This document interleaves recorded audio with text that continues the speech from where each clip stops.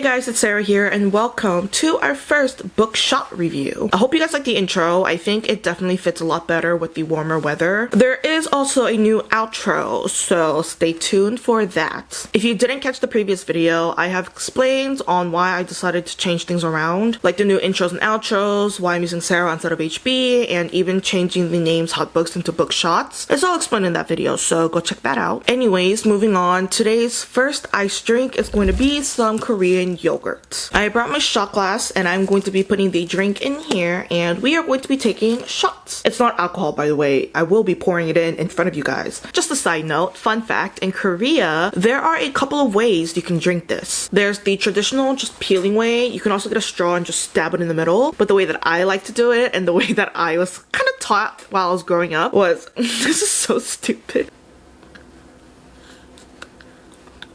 And you kind of push it with your teeth and you kind of like, I don't know if you can see, but you make a hole. Got my shot glass. Cheers.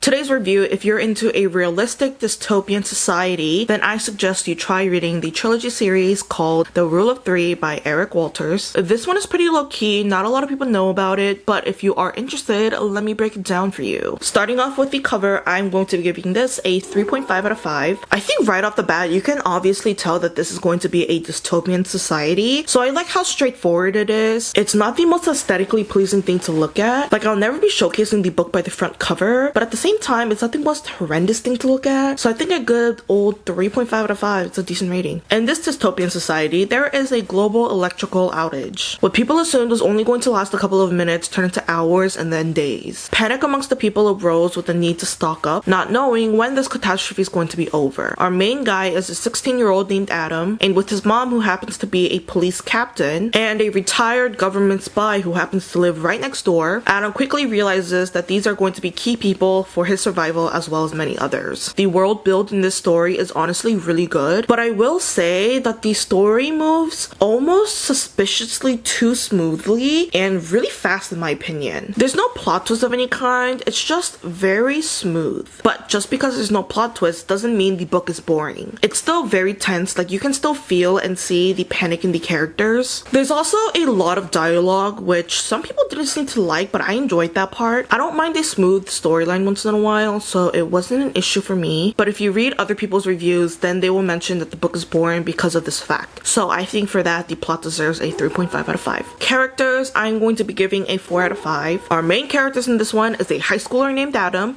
his mom, and the old neighbor next door named Herb. I wouldn't really say there's much of a development in any of the characters. It is a trilogy and this is the first book, so there's not much of a growth in this one. I just think that the age differences for our main characters is just so funny. We got a literal child, a middle-aged woman, and an old man. Overall, I'm rating this book an 8 out of 10. It's a good book and it does get better. This is just the start and the intro of it all. What I was most intrigued by the series was how realistic it was. I actually started reading this book when the whole panorama happened, when people were rioting and looting and burning buildings, and I think it just felt so strange for me to be reading about it but also seeing it happening in real life. I also think that this dystopian society where there's no electricity is also not so far off the radar for us, which makes me want to read it more. As long as you don't start this series expecting some crazy insane plot twist, then you'll enjoy it. So that was it for my review of The Rule of Three, which is the first book in the Rule of Three trilogy. Again, I started reading this book during the whole panorama, so I definitely had a different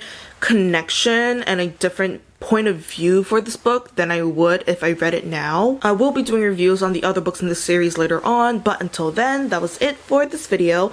Thank you guys so much for watching. Make sure to like and subscribe, leave a comment down below. I make sure to listen to them, and I'll see you guys next time with HB. Bye! Sarah, bye!